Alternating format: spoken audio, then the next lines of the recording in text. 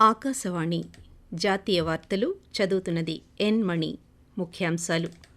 ఢిల్లీ అభివృద్ధి మెరుగుపరచడానికి కేంద్ర ప్రభుత్వం శ్రమిస్తుందని ప్రధానమంత్రి నరేంద్ర మోదీ హామీ ఇచ్చారు. యువత అన్ని విధాలా అభివృద్ధి వైపు అడుగులు వేసేందుకు కేంద్ర ప్రభుత్వం కట్టుబడి ఉందని కేంద్ర మంత్రి మన్సుఖ్ మాండవీయ అన్నారు.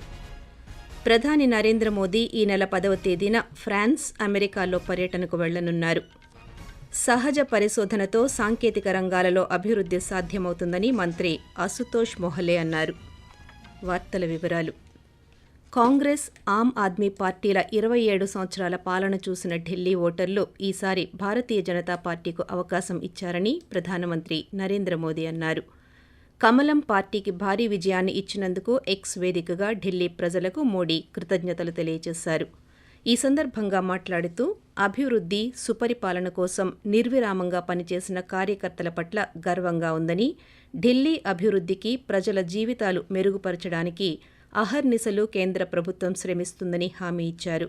అలాగే భారత్ అభివృద్ధిలో ఢిల్లీ ముఖ్య భూమిక పోషిస్తుందని పేర్కొంటూ मैं दिल्ली वासियों का आभार व्यक्त करता हूं. साथियों, दिल्ली ने दिल खोलकर हमें प्यार दिया और मैं दिल्ली वासियों को फिर से एक बार विश्वास दिलाता हूं. आपके इस प्यार को सवा गुना करके विकास के रोग में हम लौटाएंगे. दिल्ली के लोगों का ये प्यार, ये विश्वास हम सभी पर एक कर्ज है. इसे अब दिल्ली की डबल इंजन सरकार दिल्ली का डबल तेजी से विकास करके चुकाएगी. साथियों, आज की ये ऐतिहासिक विजय है, ये सामान्य विजय नहीं है. యువత అన్ని విధాలా అభివృద్ధి వైపు అడుగులు వేసేందుకు కేంద్ర ప్రభుత్వం చేయూతనిస్తుందని యువజన క్రీడా శాఖ మంత్రి మన్సుఖ్ మాండవీయ అన్నారు. గుజరాత్లోని క్రీడల మంత్రిత్వ శాఖ ఆధ్వర్యంలో ఈ నెల 7వ తేదీ నుంచి 11వ తేదీ వరకు నిర్వహించే సదస్సును మంత్రి ఈరోజు లాంఛనంగా ప్రారంభించారు. ఈ సందర్భంగా మంత్రి మాట్లాడుతూ యువత సాంప్రదాయ, వాణిజ్య, పరస్పర సహాయ సహకారాలను పెంపొందించే దిశగా ఈ సదస్సు ఉంటుందన్నారు. అంతేకాకుండా యువత తమ నైపుణ్యతను సైతం ప్రదర్శించేందుకు ఈ సదస్సు ఒక వేదిక కానుందని వ్యాఖ్యానించారు. ఈ సదస్సులో కేంద్ర ప్రభుత్వం యువత కోసం వినియోగిస్తున్న సాంకేతికతను ప్రదర్శిస్తుందని మంత్రి తెలియజేస్తూ This summit is a step toward empowering young minds across BIMSTEC nations, encouraging collaboration, sharing experience, and driving youth-led development across the region. India's growth story is deeply driven by the aspirations, skills, and innovation of our youth. Developed countries are reaching a demographic impasse. This poses a significant opportunity all BIMSTEC nations. BIMSTEC is not just about governments working together.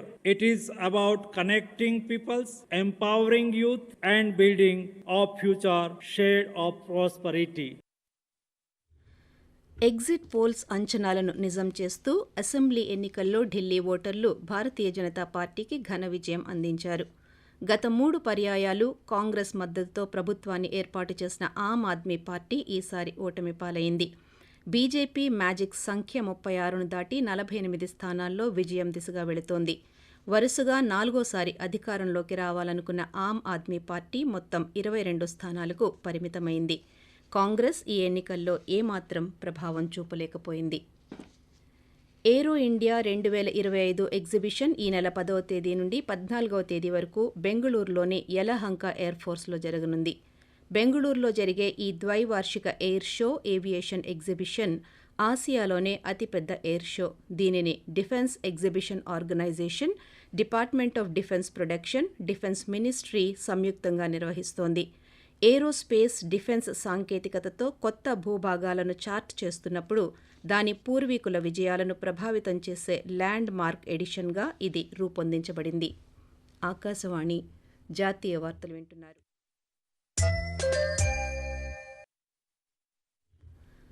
ప్రధానమంత్రి నరేంద్ర మోదీ ఈ నెల 10వ తేదీన France, America పర్యటనకు వెళ్లనున్నారు. Artificial intelligence, రక్షణ రంగం, వాణిజ్యం, వ్యూహాత్మక భాగస్వామ్యాలపై దృష్టి సారించిన ప్రధాని ప్యారిస్లో ఫ్రెంచ్ అధ్యక్షులు ఇమాన్యుయల్ మాక్రాన్తో కలిసి ఏఐ యాక్షన్ సమ్మిట్కు హాజరవుతారు.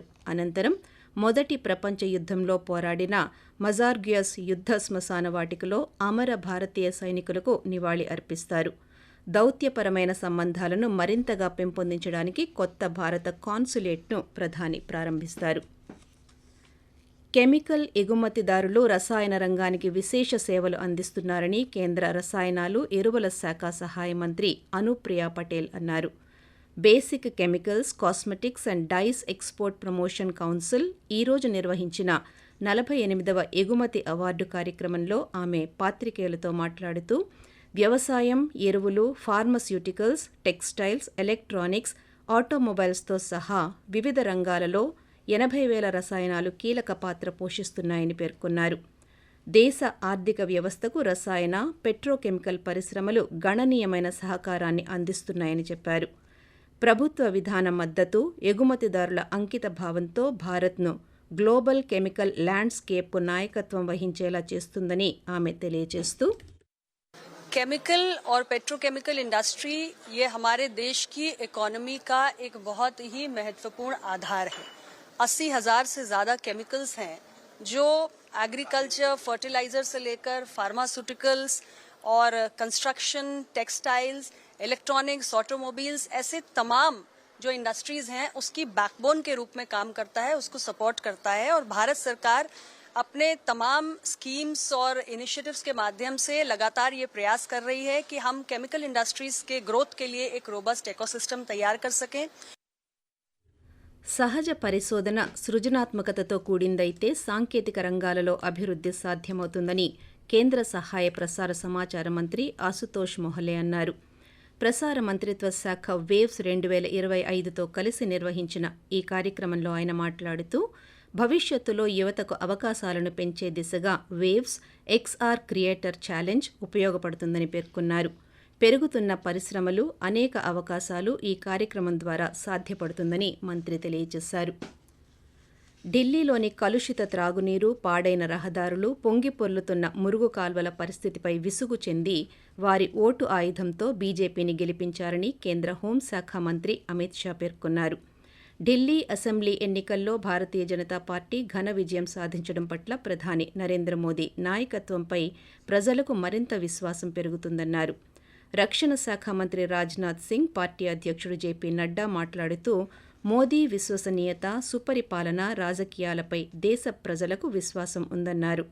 ఢిల్లీకి ఉజ్వలమైన భవిష్యత్తు కోసం మోదీ చూపిన విజన్పై ప్రజల నమ్మకాన్ని ఈ చారిత్రాత్మక సందేశం ప్రతిబింబిస్తోందని పేర్కొన్నారు.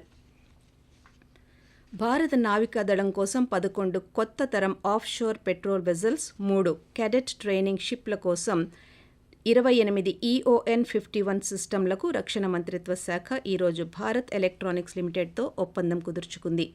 EON-51 అనేది electro optical fire control system. ఇది ఎలక్ట్రో ఆప్టికల్ థెర్మల్ ఇమేజర్ పరికరాలను ఉపయోగించి లక్ష్యాలను శోధించడం, గుర్తించడం, వర్గీకరించడం చేస్తుందని రక్షణ శాఖ పేర్కొంది. ఈ చర్య 3 సంవత్సరాల వ్యవధిలో ఉపాధి అవకాశాలను సృష్టించడంలో సహాయపడుతుందని, అలాగే చిన్న, సూక్ష్మ, మధ్య పరిశ్రమలతో సహా వివిధ భారతీయ పరిశ్రమల క్రియాశీల భాగస్వామ్యాన్ని ప్రోత్సహిస్తుందని వెల్లడించింది. రక్షణలో ఆత్మనిర్భరతను సాధించేందుకు ప్రభుత్వం చేస్తున్న ప్రయత్నాలకు ఇది గణనీయంగా దోహదపడుతుందని ఆ శాఖ వెల్లడించింది. భారత్, ఇంగ్లాండ్ జట్ల మధ్య రేపు కటక్ వేదికగా 2వ వన్డే జరగనుంది. తొలి మ్యాచ్లో గెలిచిన టీమిండియా 2వ వన్డేలోనూ గెలిచి ఒక మ్యాచ్ మిగిలి ఉండగానే సిరీస్ను చేజిక్కించుకోవాలని భావిస్తోంది. వార్తలు ముగించే ముందు ముఖ్యాంశాలు మరోసారి. ఢిల్లీ అభివృద్ధి మెరుగుపరచడానికి కేంద్ర ప్రభుత్వం శ్రమిస్తుందని ప్రధానమంత్రి నరేంద్ర మోదీ హామీ ఇచ్చారు. యువత అన్ని విధాలా అభివృద్ధి వైపు అడుగులు వేసేందుకు కేంద్ర ప్రభుత్వం కట్టుబడి ఉందని కేంద్ర మంత్రి మన్సుఖ్ మాండవ్య అన్నారు. ప్రధాని నరేంద్ర మోదీ ఈ నెల 10వ తేదీన ఫ్రాన్స్, అమెరికాలో పర్యటనకు వెళ్లనున్నారు. సహజ పరిశోధనతో సాంకేతిక రంగాలలో అభివృద్ధి సాధ్యమవుతుందని మంత్రి ఆశుతోష్ మొహలే అన్నారు. జాతీయ వార్తలు ఇంతటితో సమాప్తం. రేపు ఉదయం 6:45 ప్రాంతీయ వార్తలు వింటారు.